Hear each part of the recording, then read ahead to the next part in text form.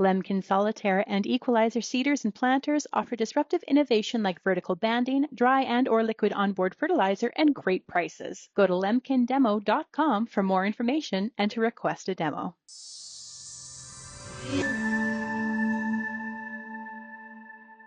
April 28th, Election Day in Canada will be here before we know it. And joining us here on Real Agriculture now to discuss from, of course, the grain producer's perspective, we're pleased to welcome Kyle Larkin, Executive Director of Grain Growers of Canada. Thanks, Kyle, for taking time. I know election season is also busy in terms of government relations for you, so thanks for taking the time to chat with us today. Thanks for having me. Tell us about this Vote for Grain campaign that Grain Growers is running during the election here. Yeah, thanks for asking. And as everyone knows, we've dived into an election since last Sunday, and in response to that, Grain Growers of Canada launched our election campaign called Vote for Grain, and it's hosted at voteforgrain.ca, and it includes two parts. One part is a click and send campaign to get producers, grain farmers across the country to send letters to their local candidates, letting them know about the key issues that are impacting them right now. And the second piece is a key issues guide that really gives an overview as to where all the political parties stand on various issues, but also gives a quick briefing on each issue so producers, grain farmers can be aware that when they go to the polls, they can be aware where the parties stand and really vote with that awareness. So we've seen, in terms of election discussion topics over the last couple of weeks here, Kyle, leading into the election campaign, we saw some commitments from the government around the carbon tax, capital gains, changes in line with what farmers and farm groups have been seeking. Are you pleased with some of the policy changes that have been announced here leading into the election? Yeah, so our letter on the Vote for Grain website, the Click and Send campaign, actually is still advocating for three things. Number one is trade uncertainty, and I know we can get into that. Number two is the carbon tax, and number three is the capital gains tax increase. And the reason we're still lobbying on the carbon tax and the capital gains tax increase is because we still don't have clarity on both of those issues yet. So number one, on carbon tax, the Prime Minister did reduce the consumer carbon tax to $0, but as easy as he can reduce it to $0, he can also bump it back up to where it was. So we're looking for a permanent legislative solution to the carbon tax. And on a capital gains tax increase, there was mass confusion, not just with us, but with the CFIB, with many other groups in Ottawa that have been advocating against the capital gains tax increase. On the Friday before the election, the Prime Minister came out with a press release that said he will be canceling the capital gains tax increase. I read it as he will be, as in he'll be canceling it post-election. And what we actually need is a letter from the Minister of Finance to the Canadian Revenue Agency informing them that the capital gains tax increase is officially reversed. That letter hasn't been drafted yet. It hasn't been sent. So until we see that letter go through and we see a very public release from the government saying that it's permanently reversed, we're not celebrating just yet. Okay, those are both long-standing issues in the ag community, but they have definitely been overshadowed by, as you alluded to, the issues on the trade front with both the U.S. and China, our two largest export customers in Canadian agriculture, of course. Our new Ag Minister, Kody Blois, announced or proposed changes to AgriStability on the eve of the election campaign. Kyle, what are you hoping to hear from the parties on the China tariffs, on the U.S. trade situation in terms of mitigating the impact there on farmers' bottom lines as the election campaign unfolds here, as we're talking to candidates, as farmers are engaging with their local candidates? Yeah, we've been very clear since day one that farmers can't survive a trade war on two fronts. We cannot have a trade war with our largest trading partner, the United States, at the same time that we have a trade war with China. I met with Minister Kody Blois actually just last week, right before the election was called. We discussed a number of topics, but number one obviously was trade uncertainty. And I made it very clear to him that enhancements to the advanced payments program, enhancements to AgriStability, they're appreciated, they're welcome, but they don't go far enough. And what producers are looking for, and this is what I'm hearing from most grain farmers across the country, is they're looking for a new program that would deliver dollars directly to them to compensate them for the losses that have been incurred because of the Government of Canada's decision to impose 100% tariffs on Chinese electric vehicles and steel and aluminum. Let's not forget that the tariffs that China has taken, the 100% tariffs on canola meal, canola oil, and peas, are retaliatory tariffs. They are a response to the tariffs that Canada placed on very important goods from China. And unfortunately, grain farmers have been caught in the middle of this trade war. So I know that there's already huge impacts there. At the same time that we have continued uncertainty with our largest trading partner, the United States. We'll see obviously what happens on April 2nd in terms of reciprocal tariffs or in terms of tariffs across the board. Obviously tough to track what President Trump says on a daily basis or on a minute basis, as well as his administration. But that general uncertainty is driving commodity prices down. And that's really hurting the bottom lines of grain farmers. And that's why that's our number one issue when it comes to Vote for Grain. Any specific examples or templates that you see that type of program following in terms of figuring out what producers are owed, measuring the damage caused by these tariffs, that type of thing? Yeah, I think we'll leave the specificities up to the government. But what I was very clear with Minister Blois was, I go back to the start of COVID-19. The government was very quick at launching these massive government support programs for Canadians, which were needed at that time, and many farmers were able to tap into some of those programs as well. But I use that example to showcase that this isn't new territory that we're in. The government has the capability of launching programs at a whim. The unfortunate piece is that obviously the government is in a caretaker mode right now because of the election, and so understood that AAFC and the government could only do so much with the very limited amount of time that they had. But we're still pushing them to say that that farmers need to be fully compensated for the loss that the government has caused them. And AgriStability, APP, great programs. But look, I'll look at AgriStability. I go to a survey that Grain Growers of Canada ran in 2019 that looked at the opinion of grain farmers on these various programs.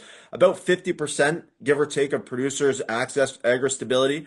But when you look at the approval rating or the disapproval rating, it's very high in the negative. I believe it was around 60 to 70% of producers were not happy with AgriStability, and I know that continues to this day. There's many issues and challenges with the program. So not only do you have 50% plus of producers that don't access that program, but then the ones who do access have issues with the program. So it's certainly not a perfect solution, and there needs to be a serious thought by government as to how they can fully compensate grain farmers for the losses that they're currently incurring. Mm-hmm. Meanwhile, we're also seeing our counterparts south of the border also receiving direct payments based off of market declines and that type of thing. Do you see the Canadian government? I know our purse strings in Canada and political clout of the agriculture side of things isn't maybe necessarily as strong as it is in the U.S. Do you see the Canadian government having appetite for that type of program similar to what's being run in the U.S.?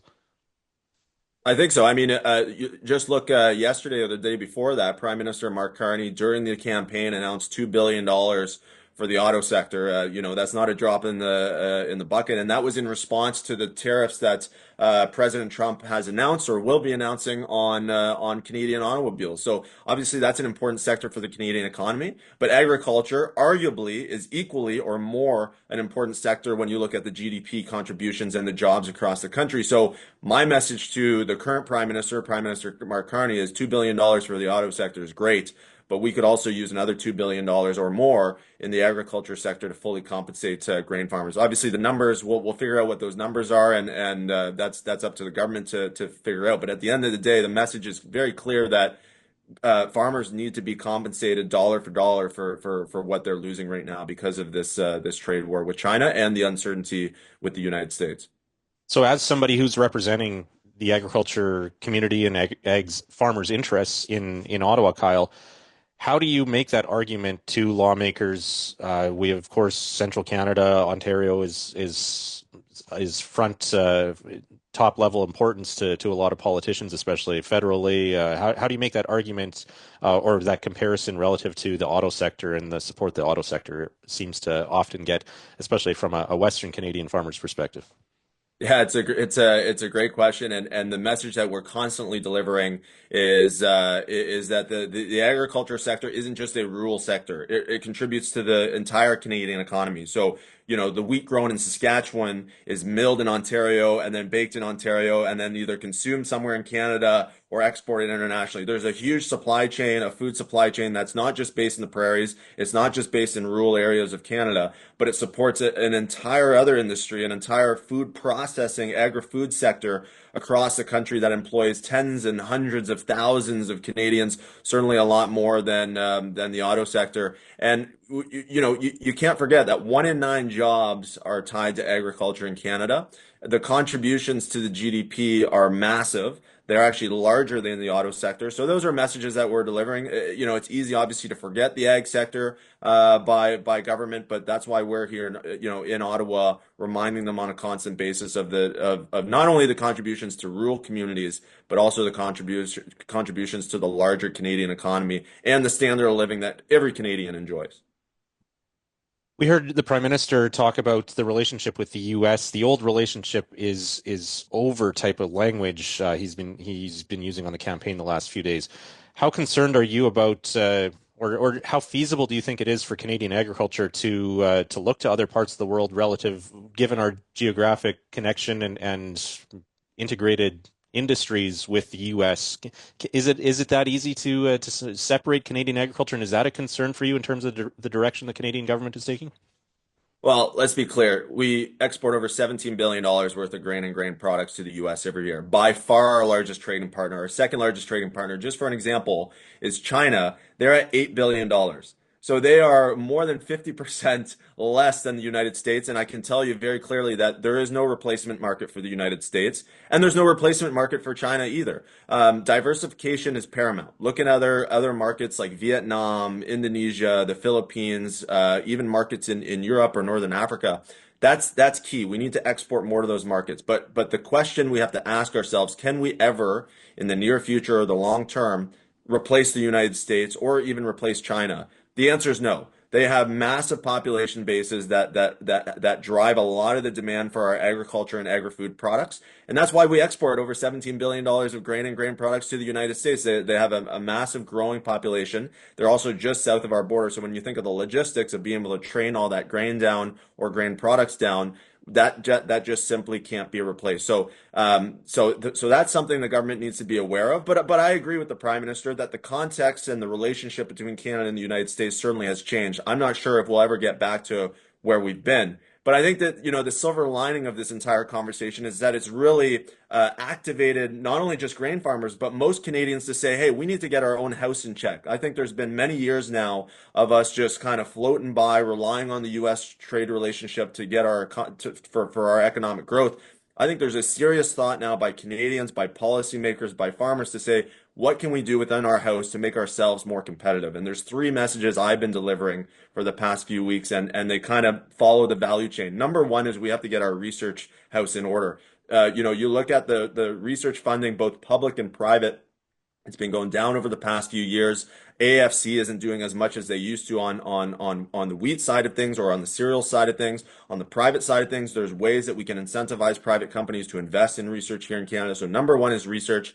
Number 2 is our value chains and our transportation networks and our infrastructure. For anyone who's been to the Port of Vancouver, you just have to be there for a few minutes to see that the infrastructure there is aging and it's crumbling and it's in need of a massive restoration. So if we want to take our trade and our economy seriously, we need to invest billions of dollars into the Port of Vancouver, as well as infrastructure across the country that's in need of refurbishment. And number 3 is diversification, and both domestic and international diversification. So domestic diversification is us building up that value-added sector in Canada so that we're not exporting as much raw material, but we're producing more canola oil. We're producing more flour or baked goods. There's a lot more value add we can do here in Canada regarding our agri-food products. And then obviously there's international diversification and taking that a lot more seriously. We have this office in Manila, Philippines. Its role is to diversify our trade in the Asia Pacific.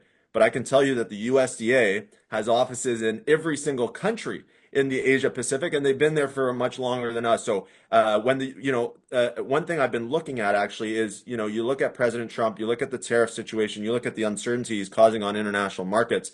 There's going to come a time when the U.S. may not be exporting as much grain and grain products internationally. The president has actually even said that he'd rather those products be used domestically rather than being exported internationally. So there's going to be market shares opened up internationally. I can tell you the Australians are taking it really seriously. They're looking to grow their exports. Canada needs to be at that table so that if there's a bit of market share opening up in Indonesia or even in China or Philippines or Vietnam, wherever it is, we should be the first ones at the table to take advantage of that. All right. I think that's a good place to wrap this up. Thanks for taking the time again today, Kyle.